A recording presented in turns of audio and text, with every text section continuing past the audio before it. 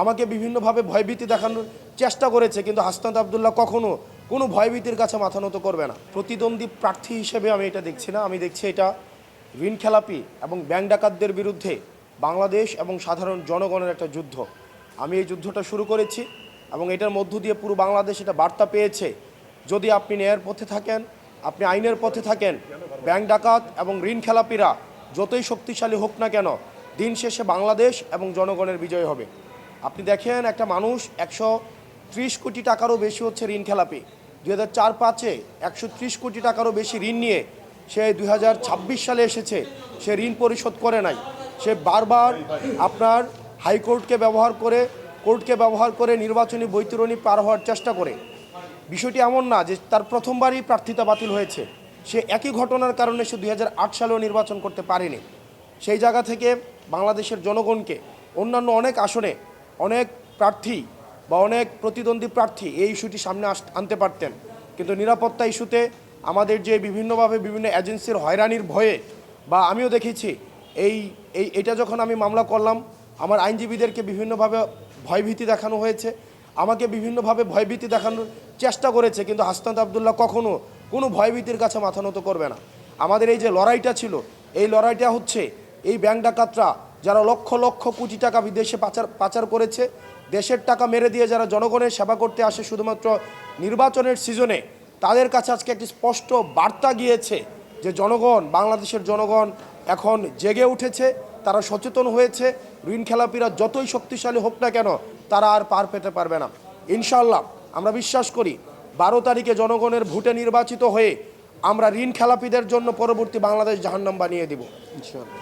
আপনারা অনেকেই নানান ভয়ে প্রতিবাদ করতে পারেনি, আপনি এই যে প্রতিবাদ করলেন, লেগে থাকলেন, এটাকে আপনি একটি রাজনৈতিক বিজয় মনে করেন কিনা? এটা সারা বাংলাদেশের মানুষের বিজয় এবং বাংলাদেশের মানুষের কাছে একটি বার্তা, আপনার পথ যদি ন্যায়ের হয়, পথ যদি আইনগত হয়, পথটা যত লড়াইয়ের হোক না কেন, সংগ্রামীর হোক না কেন, কঠিন হোক না কেন, দিন শেষে আপনার বিজয়ী হবেই। তবে সেক্ষেত্রে আপনাকে ধরে থাকতে হবে। আর আপনারা আমার ওই আসনে আরও 4 জন প্রার্থী রয়েছে এবং আপনি দেখেন এটা খুব সহজ একটা প্রক্রিয়া। আপনি নির্বাচনে অংশগ্রহণ করতে হলে এটা পরীক্ষার মতো, আপনাকে টেস্টে পাস করতে হবে, আপনার ফর্ম ফিল আপের টাকা দিতে হবে। আপনি যদি টেস্টে পাস না করেন, ফর্ম ফিল আপের টাকা না দেন, আপনাকে তো পরীক্ষার মধ্যে তো আপনাকে আহ্বান করা হবে না।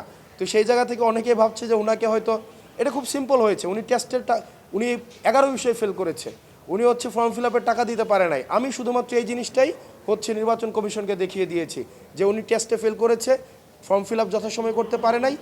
এখন এই কারণে ওনার প্রার্থিতা হচ্ছে আজকে এই যে মহামান্য হাইকোর্টের রায়ে আজকে এই জায়গায় এসে আপিল বিভাগের রায়ে আজকে এই জায়গায় এসে পৌঁছেছে।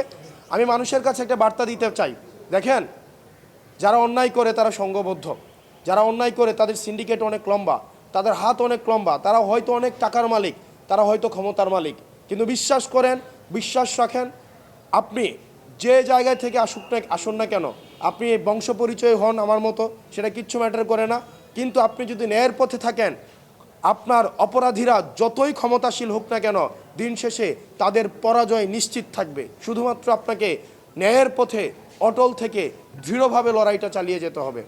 সারা বাংলাদেশের মানুষকে এই আহ্বানটা জানাবো, ঋণ খেলাপি, ব্যাংক ডাকাত, দুর্নীতিবাজ, চাঁদাবাজদের জন্য আমরা পরবর্তী বাংলাদেশ জাহান্নাম বানিয়ে দেবো ইনশাআল্লাহ।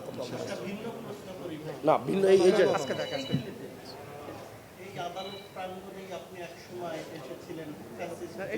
আচ্ছা, এটা thank you so very much. আসসালামু আলাইকুম।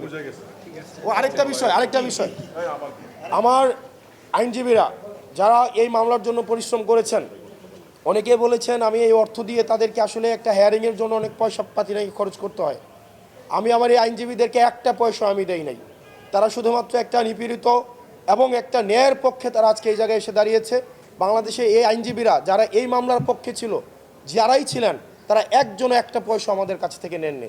তারা শুধুমাত্র মজলুমের পক্ষে হয়ে জালিমের বিরুদ্ধে তারা লড়াই করে গিয়েছেন বিবেকের তাড়নায়। ধন্যবাদ। সালাম আলাইকুম।